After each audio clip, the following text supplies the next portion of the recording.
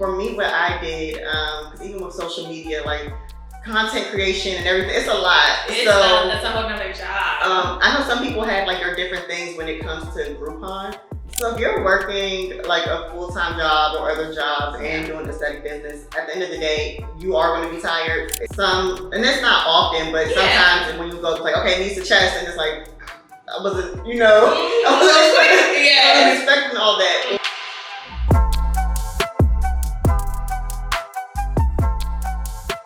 Hey guys, it's your girl Toya, the Master Esthetician here, and we are here with our special guest today. I'm super excited for you guys to meet her and just learn from her.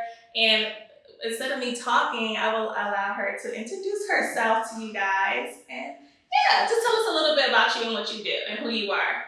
Hi, my name is Kendall, and I own And Always Esthetics. So I'm an esthetician. I specialize in waxing, starting to step my foot into brows as well. Okay. Yes.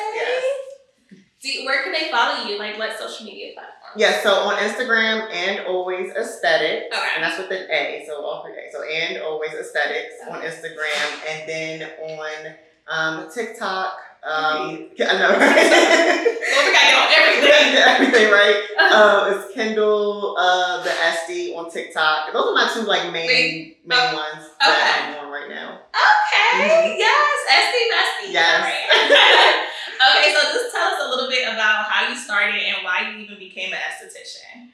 So it was like right before COVID. I was working my corporate job. So, I already did, I went to college, got my degree. Period. And so I'm just, doing my big girl job. Yes, okay. And I was just like sitting there and my head was just like spinning. So I'm like, no, I can't just be sitting in front of this computer like all day long. Okay. Like I need to find something more fulfilling. Okay. You weren't really happy in it? Mm-mm. Okay. And so I started thinking about, okay, like what things would I, be interested in? And, skin was always something that I like, I like, working with different ingredients. At first I was trying to make like little shea butters at home for my family and stuff like that. And so I did a little research and I was like, okay, let me just go to, esthetician school. Mm-hmm. So I went to esthetician school and we are. Yeah. So you do it full time or you still do both? No, so I still do both. Okay. So I'm not at that same job. So I still do the same type of work. Okay. Yeah, but now I get to work from home. Okay. And I think working from home gives me that flexibility where I'm not just like sitting in front of the computer at my desk all day long. Yeah. And so I do that, and then in the evenings and weekends I do my aesthetics. Okay, so you literally working like 7 days a week. Yeah, well, except for Sundays. Sundays are the only day. Sundays are my off days. Okay. Yeah. So I'm like, I have to have one day. Yeah, so I'm like, you working corporate, then you gotta do the aesthetics. Yeah. Oh my God, girl. Okay, period. Okay, so that's good. So you've been in the game for about like 5 years now, or 4 to 5 years. So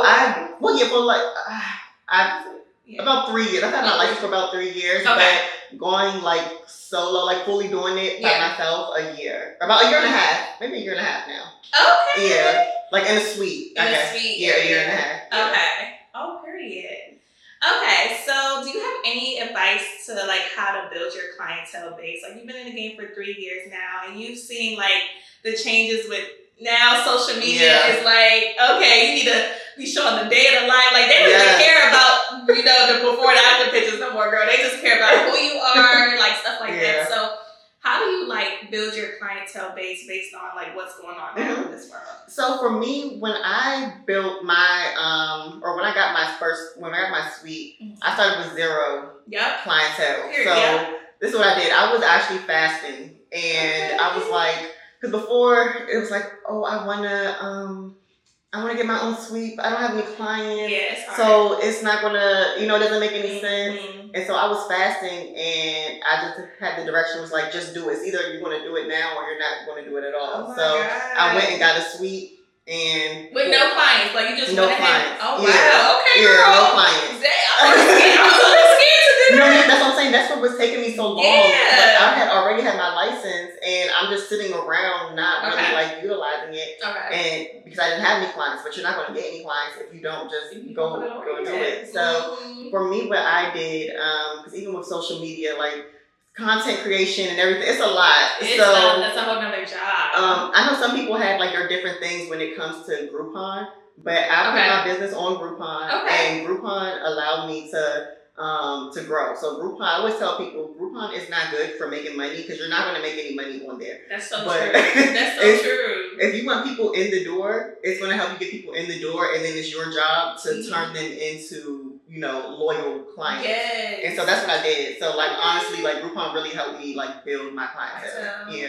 That's what my mom always be like. You gotta lose money to make it. Yeah, you so do. You just gotta take a little loss, and then like, you can always bring them. Once they like you, they gonna stay. Yeah, it doesn't have to be forever. But then also with, you know, Groupon, some people are just looking for a deal, looking for a sale. There is something. And so if you don't have it going, if you don't have that, they're not going to come back to you. But other people are like, okay, well, let me try this person out before I really invest in them. Yeah. And so I feel like that's where a lot of my clientele came in. Do that. Like, I need to start using Groupon, like, for myself before I try somebody else. Like, I need to do that. Because some people have came to me and said, like, oh, I just wanted to try you out first. And then start, like, paying the regular price. Yeah. Because online, it's like, it might be like $36 for a wax or something. But they don't know that $36 don't come to us. Like, no. Groupon gets a Groupon, you put it on there and it's already discounted from the regular price. And then from that price, then they take half. Yes. So again, Groupon is not a money maker. It's just to get people through the door. Yes, exactly.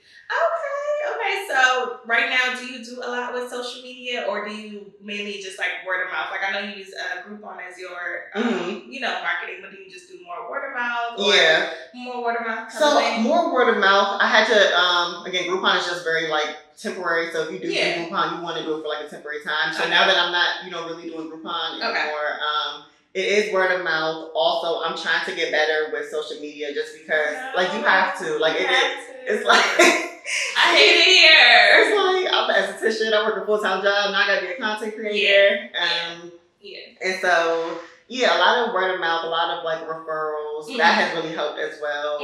And then also, you know, social media. Like you have to use it. Okay. So what services do you specialize in now? Because aesthetics is so broad. We can do like brows, we can do waxing, we can do facials. So what's like your specialization for your business and like just why you like doing it? So my main thing is body waxing, mainly Brazilian. And then also vajacials. Yes. Okay. So you do intimate, like intimate? Yes, because I feel like with, you know, I think sometimes people see waxers as like, oh, we're just waxers, but at the end of the day, we're estheticians, and at the baseline, that's skin. And so I really want to, you know, help women with their skin, wherever it is. Like that's the area they're coming to me for their Brazilian area, their intimate area. So I like to help them improve, you know, that skin. So intimate skincare. Okay. So when you had that first time client, have you had anyone that's ever felt like awkward to show that area to you, or like felt timid? And if so, like what's one way that you kind of like make people feel at home when they come to you? Because it's like a home when they come into your spot. It is. I think the main thing, you definitely have to be like personable. You have to have like good like customer service. Yes. And then you can mess up and they still come. That's the thing. If they like you, right? And so I think the main thing is even the setting of like, because with me, I like to keep it pretty. Like I like the lights low, and I have like my the little ring light. My ring light as my light. Because I feel like, I don't know, when it's like super bright, it almost gives like OBGYN to me. So it's like that coochie. It's a very so I like to have, you know, music and everything else, and I like to.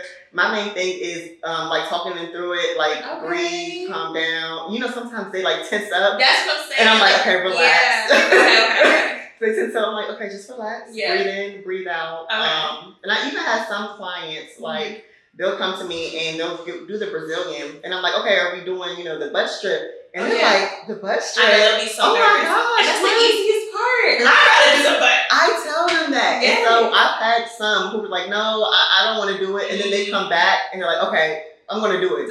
Because they were already, from that first interaction, like they're comfortable. Like I made them comfortable. And, you know, so I think it's just about making people like feel comfortable. Okay, see y'all. That's the advice right there for y'all who have first time clients.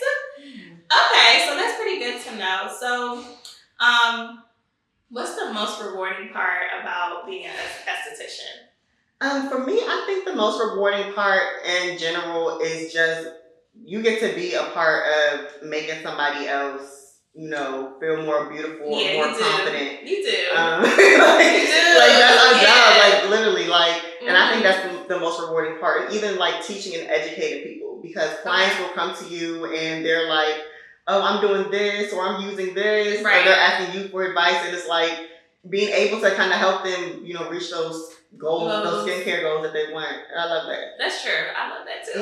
And then you can see your improvement. Like they'll come one day and they have a lot of ingrowns, and then next 2 or 3 months, it's like, girl, you don't have any. Like they listen to you when they get home. Yeah. That's when they really want to make a difference in their skin. Because some of them, they just be coming to you. And don't do the aftercare. Yeah, because most of it is on you. Like, we're only there for a good 15 minutes, but you got to do everything at home. Yeah, those next 4 or 6 weeks is on you. Yes. Okay, so we're gonna just talk and give the girlies some advice for those who are doing like the work-life balance, like you, like you're a corporate girly and you're also an esthetician. So how do you like not get burnt out? Like, what is something that you do that you're like, okay, I'm only working this set hours, so I don't feel overwhelmed with my day-to-day tasks. So what's some advice you can give the girlies that do both? So if you're working like a full-time job or other jobs and doing aesthetic business, at the end of the day, you are going to be tired. The work is going to have to get done, whether you want to or not.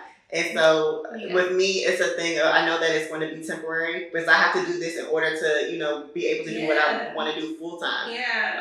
And so for me, with my schedule, Monday through Friday, I do evening appointments. And then Saturday mornings, I do like 8 a.m. to 2 p.m. Okay, so that's a short period of time. Yeah, so I have the rest of my Saturday to myself. And then Sundays, I'm not working at all. Yeah. Okay. Do you ever take so when you need like a family vacay or like go out with your girls, do you ever take like, okay, I'm taking this whole weekend off or something? I'll take that off. Or even like, for instance, if it's a Friday night and nobody booked my 8 o'clock before I go to sleep, let me just go ahead before somebody try to book, I can say, let me close this. Let me go ahead and close this 8 o'clock. Yes, I swear people book at night. Like they be really booking at like 3 a.m. I'm like, what are you doing up? No, that happens. Like, and sometimes you'll wake up, you'll go to sleep and not have that appointment, then you'll wake up and it's like, dang. But it's like, you gotta take the appointment. Yeah, you do. But if I know I have something coming up, it's nothing to just go ahead and block that time out. Okay, that's good. So always take time for yourself. Like, you will get burnt out if you don't. Like, don't think that you have to work 20. It's already like a 24/7 type of thing. It is. But you do have to find those little like windows where you can, take some time. Maximize your time. Yeah. Okay, because then you gotta go home, cook dinner, all that. Like, you're tired by then. Yeah, because even if you're not just like performing services, there's still, other stuff to do within the business. And so you need to find time to do whether it's finance, inventory, like just staying afloat. Yeah. So you're not like, oh my God. Cleaning, like you gotta deep clean the room. Oh my God. Like that takes a lot, like things take a lot of time. Yes. So you gotta block out time for other stuff. Okay, see that? Okay, so for your future, do you plan on doing aesthetics full time, or will you be at both? She said, all right. Already doing it full time, y'all. Okay. Yes, that's the goal. So that's the goal for you to do it full time. That's the goal, but like I know some people just jump out there and they're like, oh, I'm doing this full time, but it's like, I'm realistic. I have bills. Like, you need the health insurance. I like my benefits. I'm 5 years in and I still have a full time job. Like, I feel you. I don't know when I'm gonna stop, but I like the benefits. I like the security. Yeah. Like I mean, I'm gonna get there one day, but like I do like the benefit. Me too. But it is possible. Like, if you do aesthetics from like 9 to 9, you will make probably every day. You will make more than how much you making in the corporate world. Maybe that's true. That's true. But then also, everything that you bring in is not yours. It's not. We got taxes taken out at the end of the year. Like, and then especially like if you rent a suite, now you have today. It was the first, so it's like that's too much. You got to pay the rent where you live, and then the rent where you working at. Oh my gosh! So it is a lot. Okay. So another advice we wanted from you is, how did you perfect your craft? Like, you've been doing Brazilians for 3 years now, but like, in the beginning, I know it's hard for the girlies to like get the grab up, like how to loop it a certain way. So what did you do? Because you went solo automatically, so you had to get it. Like, you just had to do it. So did you just skip models, or like, how was it for you? So my biggest thing, and I'll say this over and over again, like my Esthie sisters that I went to school with, like we're like locked in like this, like even today. So even before like we had our own suites, we would be in each other's like set up a table in the bathroom or the living room or whatever, and like we're practicing on each other, like we're doing our maintenance, but like we're practicing our technique, different waxes on each other. You wasn't scared? They practicing on your kitchen? No, because we went to school together, so we had the same education. We wanted to do the same thing, so it's like we're each other's guinea pigs, you know. So it's like, and even like I said, we'll even now, like they'll text me like, hey, you know, it's time for a wax, like, and so we'll just all pick a day and we'll all just, you know, wax each other. Oh, that's perfect. But yeah, waxes. Yeah, for real, free waxes for everybody, right? So it's like I think that was a big thing, because we were able to like look at different type of wax and see like we like that type of wax, look at the different techniques, and we would be able to kind of like critique each other. Yeah, and so like, that fix this. Yeah. So did you only practice on them, or you had like models come in too? Not models, like I practiced on them and then practiced on like family and friends as well. Yeah, like people that I really knew. Yeah. Okay. Oh, that's really good. That's really good. Especially because I didn't have like my own suite and I was in my home, so I needed people that I knew would be comfortable. Oh my gosh. Because you know, like it's a very vulnerable type of thing for the client. So I didn't want just like a random like person in your house. Yeah, you know, like and it's uncomfortable for them too. You know? So I started in my house too, and I'm such big like on energy. Like I'm like, hold on, like don't be coming to my house with that, like, you know, draining energy. Like everybody knows when they come in my suite, I be like, hey guys, like we need some. Like I don't know, I'm such an energy person. Like I don't know, it's just don't come in there with that negative energy, because I don't like it in my house. Right. So I feel you on that. Okay, that's good. Okay, so have you had any awkward or funny experiences so far in your waxing career? Like farted on, like some people talk about they got farted on. Some people talk about like you see. I think as estheticians we see it all. Like you've seen the videos on TikTok. Like we've seen it all. Some of them be mean though. No, those are mean. You know, those are mean. But I'm saying, but we've experienced. Like I've experienced it. Yeah, so I've dealt with like some, and it's not often, but sometimes when you go like, okay, it needs a chest, and it's like I wasn't, you know, I wasn't expecting all that, or like even I had one client. We were about to do knees to chest, but she was like, hold on girl, I'm about to step outside because I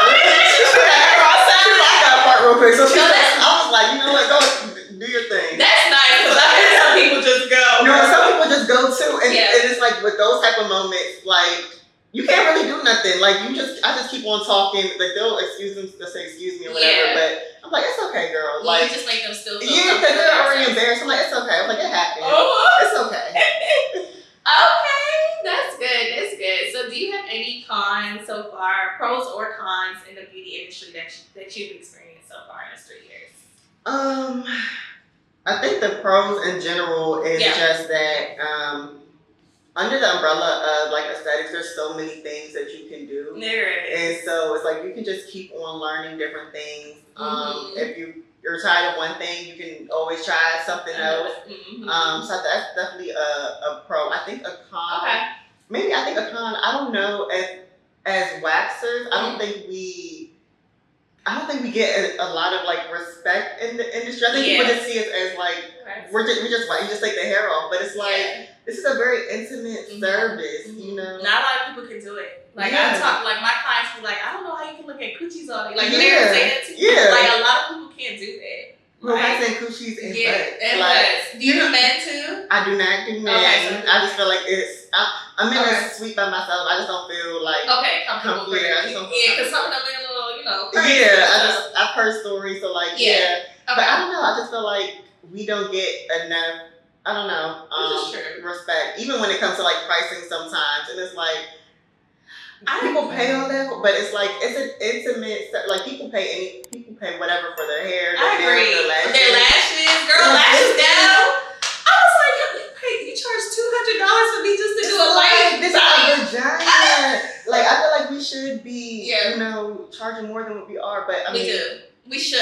We should. Yeah. Like I don't know. I think people just don't look at it as. And again, like we're still dealing with the skin. We're working on your skin.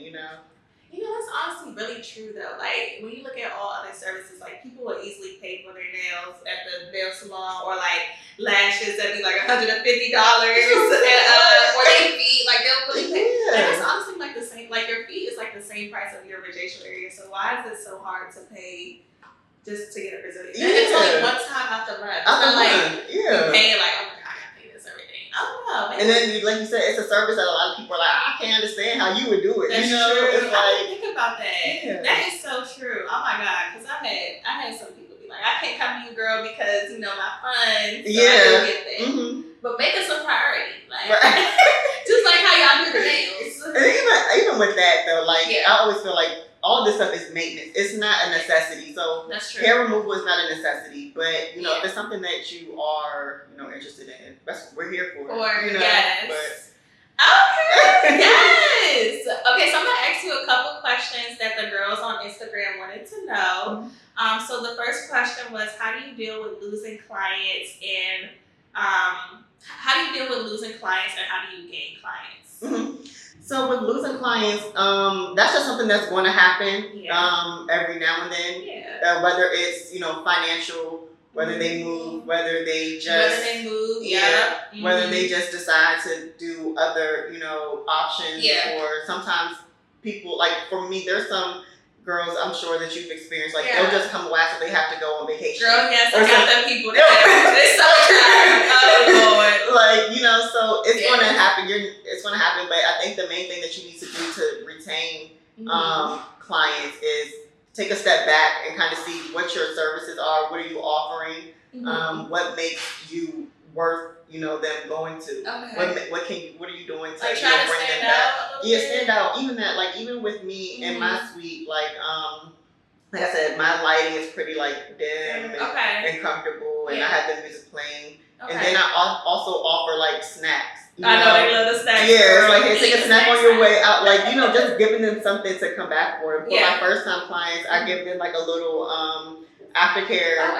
Aftercare, a little goodie bag or whatever, just to get them, started. So you do have to, find ways to make yourself stand out. Yeah.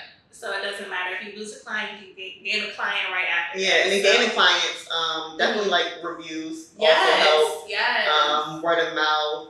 Cause I have people like that too. Like I have certain clients and they'll tell their friend or their sister. And then they come to you. So that's important as well. Okay. And the next question was, who inspired you to become an esthetician? Do you look up to any esthees that are popular right now, or anyone that you follow that you really like want the girls to follow as well?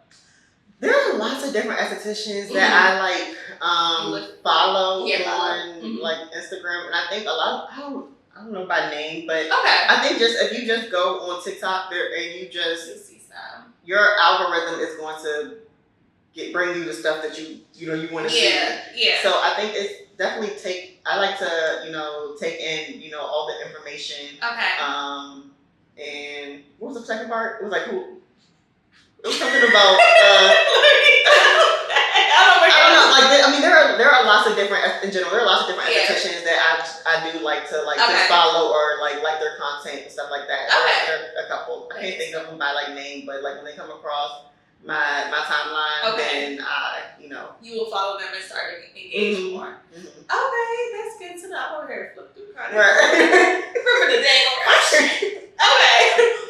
The next question was, even though you have a salon suite, how and people can't really see you when so this question was worded weirdly, sorry. But basically the person was asking, how do they promote their business if they're in a salon suite rather than a retail store? Because retail store you're more visible, but salon suite you're more in a suite. So do you try to talk to the girls in your suite to try to when I first moved into my suite, because the suite that I'm in, it's like an office building, so there's just random businesses. Lawyers. Right next to me is a tax person, and the other guy next to me, I think he fixes phones or something. I don't know.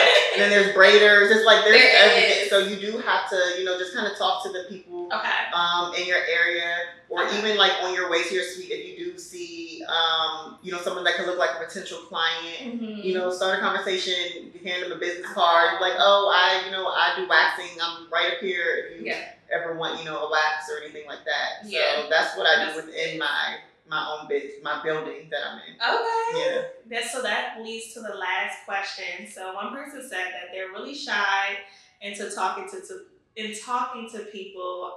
Would being a solo esthetician work for them, or do you feel like you have to talk while you're a solo esthetician? Like you have to talk to people. So even with me, like I would consider myself an introvert. Really? So like I'm comfortable if I'm around like my people, then I'm more extroverted. But in general, like I'm kind of introverted. So yes, you have to talk. Like I know. You really have to talk to everybody that come in there. Like it's no silence. Because nobody wants. And again, you have to realize that they're coming in. They're more nervous than you are. You're nervous probably because it's like you don't know how the service is going to go, but they're also nervous because they're the ones on the bed getting coochie out. So it's like you have to just spark conversation, and it doesn't take much conversation. Like, oh, how was your day? Any plans for the weekend? Or you just have a little bit of conversation, and then also.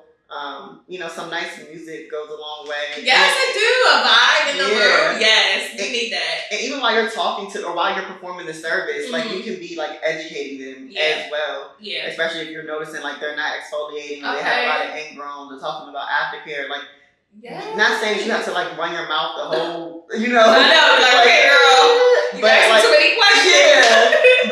Like you have to. And I think even with me, I think it's more comfortable, like on a one-on-one situation like this, like it's comfortable to kind of talk. So it's not like you're in a big crowd talking to people. That's true. And so if it's like a one-on-one setting, you should be able to feel like a little bit more like comfortable. But you have to talk, girl.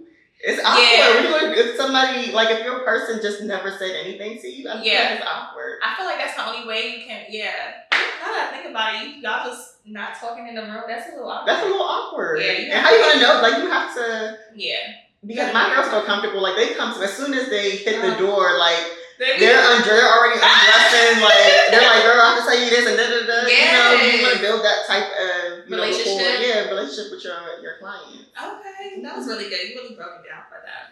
So the last question is, do you offer classes or training, or when do you feel like it's the right time that you should offer those courses? So I actually just started working with a brand called Crotch Cosmetics. And so I'm in their educator program. Oh, yes. And so I'm going to start offering classes for intimate, like vajacials and intimate lightening. And so that will be coming soon. But then just overall in general, it's never too early to take a class. I know a lot of people, they say that they don't learn much in school. That wasn't my story. I'm not gonna lie. I had a wonderful, me too. Good education. Me too. But the education doesn't stop at school. You're gonna always have to continue to learn. Even with your license, you have to take continuing education courses. And even those continuing education courses aren't gonna always be geared towards like what you want to do. So even outside of continuing education, you have to take courses that you want to like specialize that's going to actually help you grow. So you're going to have to continue to always, invest in it. This is not a question that was asked. This is my personal question. So how do you feel about like the intimate bleaching with that, using like actual bleaching products? Like, do you see results? Do you feel like a person needs to come in like 3 sessions in order to see it? Like, what's your thoughts on it? Because some people are scared. They be thinking like bleaching is like how some people bleach. Not the bleaching from the beauty supply store where you get the So how do you no. And luckily with Maryland, now that they've like broadened up our scope, I'm so happy that we're able to do a little bit more stuff. You definitely need to do a few sessions. It depends on everyone, depending on what the hyperpigmentation is. Okay. Yeah, and what results you want to see. Okay. I will say, like, with the like lightening of the skin, it's never going to be like 100% perfect, but we want to make like improvements. Like that's the goal. So you also have to be like realistic. Yeah. And I think people to do like one session and they expect everything. Yes, and they expect everything to be gone. That's what like, let me ask you how many sessions it takes. No, so I think it depends. Some might take 3, maybe some might take 6. It just depends on the person. And then it also depends on the aftercare as well. Oh, so aftercare comes with the bleaching too. Yeah. Okay. Yeah, because I think with everything, with all types of like beauty services, you know, it's like 20% is what we as estheticians do, but the other 80% is like you at home making sure that you're keeping up with like your skincare and stuff. So and lifestyle also makes a difference as well. So even now we're in the warmer months, and so I was telling my clients when I'm telling them about like introducing the lightning, like, and I'm like, girl, it's about to be 90 degrees. Y'all not about to. I'm gonna go ahead and do this service with you, and then you're gonna be at the beach next week, and then the hyperpigmentation is going to get worse, and then you're gonna be on online like.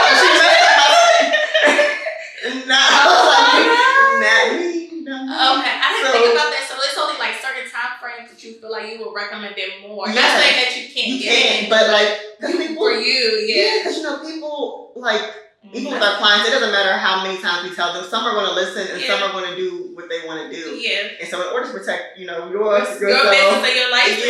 Sometimes it's a little. It might be a little better to wait when it's not so warm. Like if you have vacations going on, just like for anybody, like if you're getting a facial and you get chemical pills, I'd be like, in the middle of July, it don't make sense. Like, y'all would be mad at me.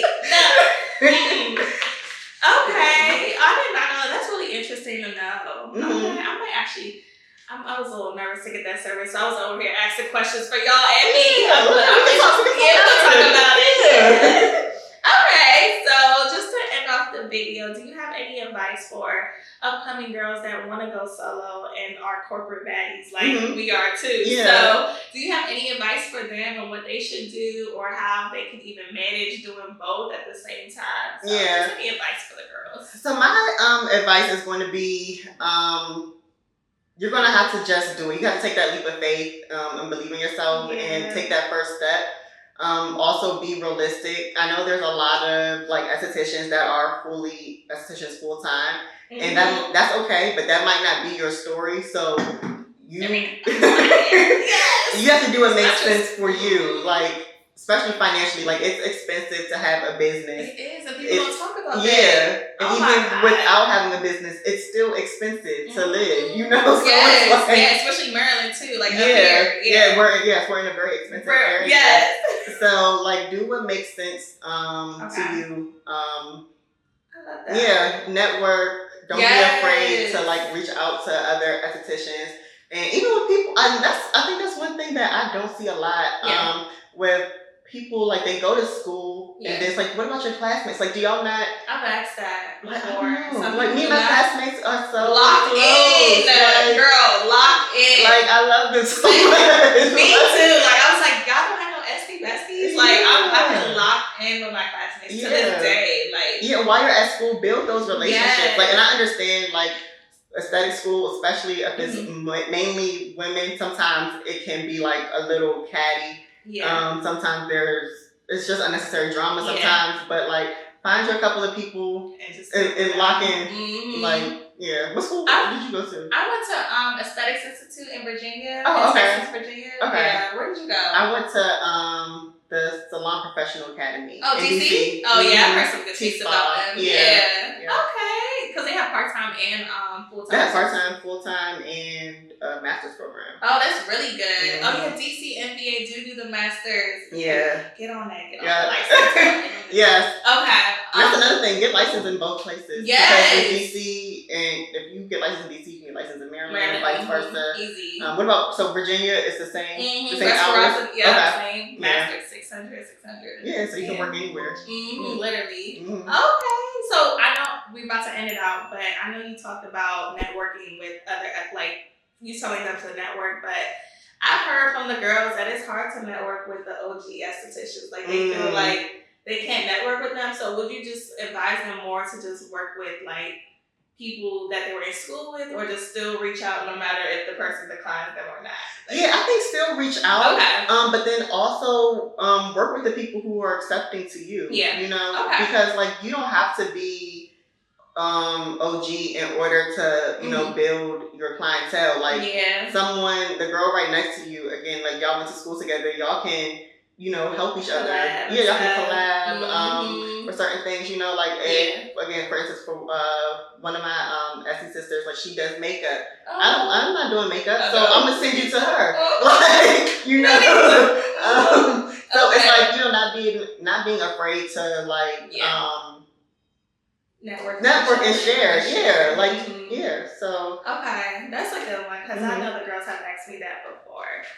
Okay, well, I appreciate it. If you could just tell everyone where they can find you again. Yes. And then we'll close out the video. All right, you guys, you can find me on Instagram at @AndAlwaysEsthetics, and then on TikTok at Kendall the Esthie. And yeah, you can book with me, have any questions. You want to network with me, let me know. Right, she's nice, y'all. She the nice one. Thank you. Yeah, tap in, let's talk, let's have conversations. Yes. You know, let's educate each other, help each other. Yes, well, thank you for coming on, and thank you guys for watching. All her information will be down below. So, bye guys. See you guys in the next video.